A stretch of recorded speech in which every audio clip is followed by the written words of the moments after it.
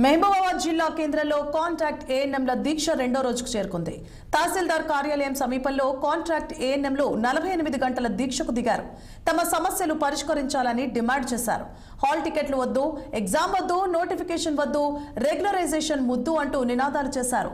అలాగే కాంగ్రెస్ ప్రభుత్వంపై వ్యతిరేక నినాదాలతో హోరెత్తించారు. ఈ సందర్భంగా హాల్ టికెట్లను తగలబెట్టి నిరసన తెలిపారు.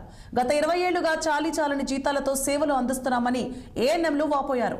ఇక కాంట్రాక్ట్ పద్ధతిలో విధులు నిర్వహిస్తూ తీవ్ర ఇబ్బందులు పడుతున్నామని ఆవేదన వ్యక్తం చేశారు. తమకు వయో పరిమితిని ఎత్తేసి ఎలాంటి రాత పరీక్ష లేకుండా రెగ్యులరైజేషన్ చేయాలని డిమాండ్ చేశారు ఏఎన్ఎంలు.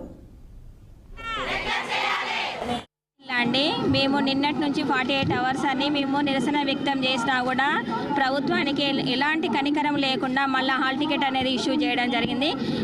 మీరు ఇలాంటి ఎన్నో హాల్ టికెట్ ఇష్యూ చేసినా మేము ఎగ్జామ్ అయితే రాయబోమనేది నిర్ణయించుకొని కూర్చున్నాము.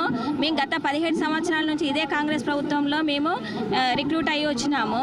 అయినా కూడా లాస్ట్ ప్రభుత్వం అలానే చేసింది, మీరు కూడా ఇలానే చేస్తున్నారు. కాబట్టి మేము ఎంత తీవ్ర పరిణామాలైనా ఎదుర్కోవడానికి సిద్ధంగా ఉన్నాము. కాబట్టి మమ్మల్ని తక్షణమే ఎక్కడున్న వాళ్ళని అక్కడ రెగ్యులర్ చేయాలని, ఈ కాంట్రాక్ట్ ఉద్యోగంలోనే వేరియేషన్లు చూయించుకుంటూ తక్కువ ఎక్కువ జీతాలు ఇచ్చుకుంటూ చేస్తున్నారు. అది మీకు తగదని మేము గట్టిగా చెప్పడం జరుగుతుంది. సంవత్సరాలుగా కాంట్రాక్టుగా ఉద్యోగం చేస్తున్నాము. మాకు ఇప్పుడు ఏజ్ కూడా అయిపోయింది.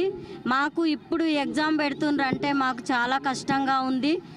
మేము రాయలేము. మా ఏజ్కి సరిపోయినా కానీ మేము రాయలేని పరిస్థితిలో ఉన్నాము. కాబట్టి మమ్మల్ని మేము రాసినా కానీ చదివినా కానీ మాకు గుర్తుండవు. మాకు హాల్ టికెట్ అనేది వచ్చింది కానీ మాకు హాల్ టికెట్ వద్దు, మాకు ఎగ్జామ్ వద్దు. యథావిధిగా ఇప్పుడు ఎంతమంది ఉన్నామో మేము కాంట్రాక్ట్ పద్ధతిలో అందరినీ రెగ్యులర్ చేయాలి. యథావిధిగా రాత పరీక్ష అనేది లేకుండా మమ్మల్ని